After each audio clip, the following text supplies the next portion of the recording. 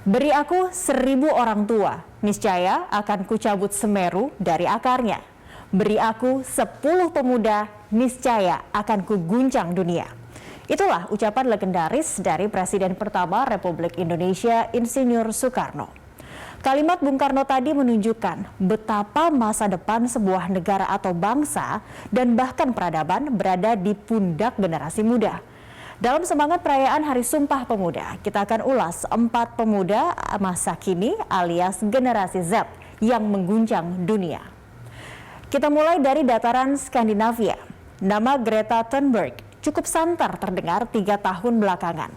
Sosok remaja putri asal Stockholm, Swedia itu mulai dikenal dunia sebagai aktivis iklim sejak usia 15 tahun.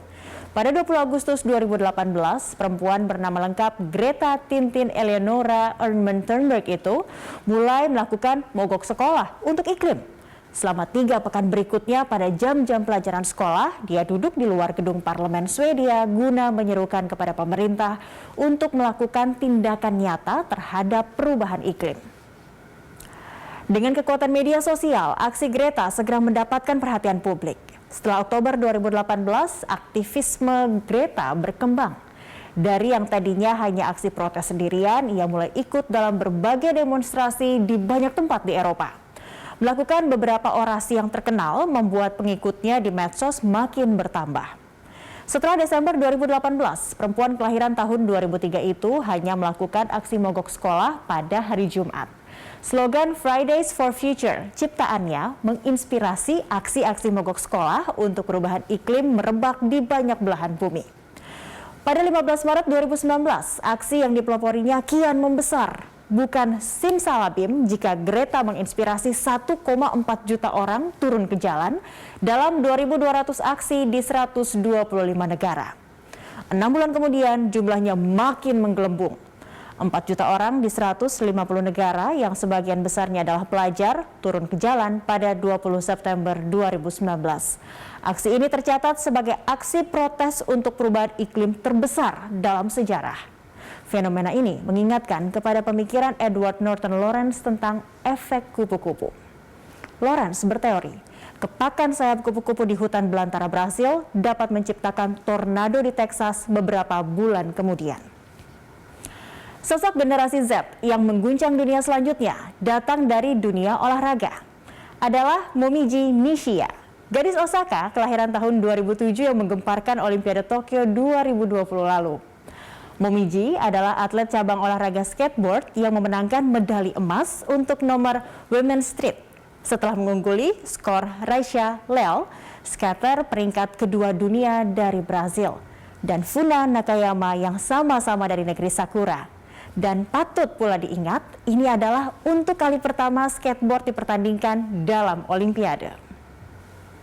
Sebelum menjadi bintang pada Olimpiade 2020, di kampung halamannya sendiri, karir profesional Momiji sebagai atlet papan seluncur telah dihiasi oleh 2 medali perak.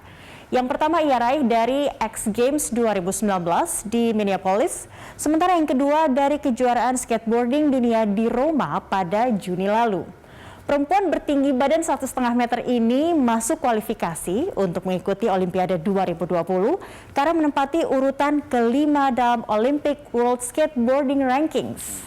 Tidak hanya menjadi atlet peraih medali emas termuda di Olimpiade Tokyo, Momiji juga menjadi atlet Jepang peraih medali emas di Olimpiade termuda.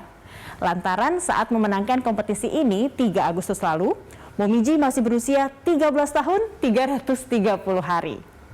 Ia memecahkan rekor Kyoko Iwasaki, perenang Jepang yang memenangkan nomor gaya dada 200 meter pada Olimpiade Barcelona 1992 saat berusia 14 tahun lebih 6 hari. Berikutnya, Peyton Robertson. Pada usia 16 tahun, Peyton telah memegang 5 paten untuk penemuan-penemuannya. Namun, ciri-ciri seorang saintis sudah terlihat dalam diri Peyton saat dirinya masih berusia 4 tahun. Pada tahun 2005, Amerika Serikat dilanda badai Wilma. Florida, daerah di mana rumah Peyton kecil dan keluarganya berada, merupakan salah satu yang terdampak. Dan 80% kerusakannya disebabkan oleh luapan air laut. Otak Peyton kecil yang sudah dibiasakan untuk mencari solusi dan mengerjakan soal matematika sejak berusia 3 tahun, berputar kencang melihat kondisi itu. Akan tetapi, penemuannya terkait banjir ini baru muncul sekitar 8 tahun kemudian. Sedangkan dua penemuan pertamanya yaitu penghangat bola golf dan roda bantu sepeda anak yang bisa dilipat lahir saat ia berusia 8 tahun. Peyton menemukan kantong pasir untuk membendung banjir air laut saat ia berusia 12 tahun. Penemuan inilah yang menjadi jawaban dari permasalahan yang ia lihat di tempat tinggalnya saat kecil. Kelebihan dari kantong pasir yang ia namai Sandless Operational Sandbag, disingkat SOS itu, ringan dan dapat digunakan kembali. Atas penemuan inilah ia memenangkan Discovery Education 3M Young Scientist Challenge pada 2013. Peyton menjadi pemenang termuda dalam kompetisi yang dikelola oleh perusahaan televisi multinasional Discovery Incorporated itu. Pada tahun 2018, Peyton pun masuk daftar Forbes 30 Under 30 untuk kategori sains. Dalam senarai itu, dia menjadi yang termuda. Prestasinya di dunia sains, mau tak mau, memang mengantar ia menuju popularitas. Peyton sudah beberapa kali diundang dalam acara televisi terkenal, seperti Ellen.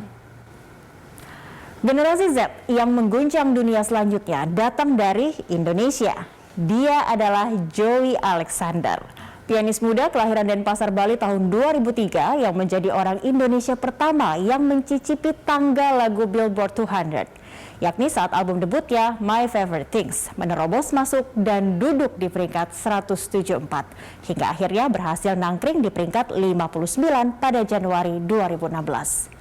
Joshua Alexander Sila belajar piano secara otodidak sejak usianya masih 6 tahun.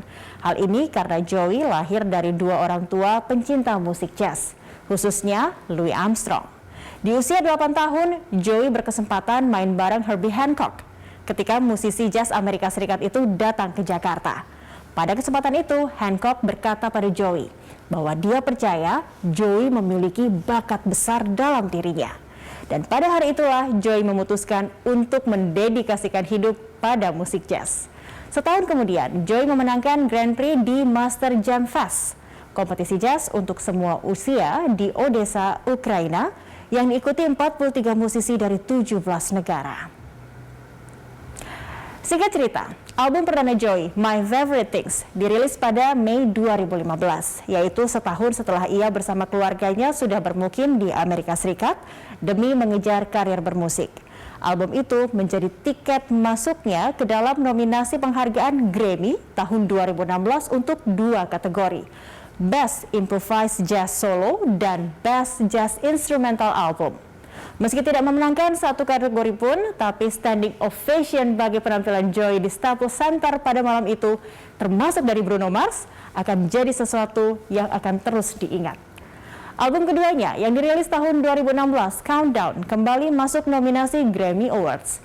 Namun, lagi-lagi sang bocah ajaib belum mendapat kesempatan membawa pulang trofi gramafon emas.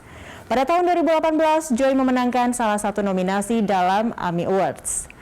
Lagu versi tafsir ulang dari nomor jazz klasik milik John Coltrane, Moments Notice, mengantarkan Joey keluar sebagai Best Jazz Instrumental Artist dalam penghargaan musik bergengsi di Indonesia tersebut.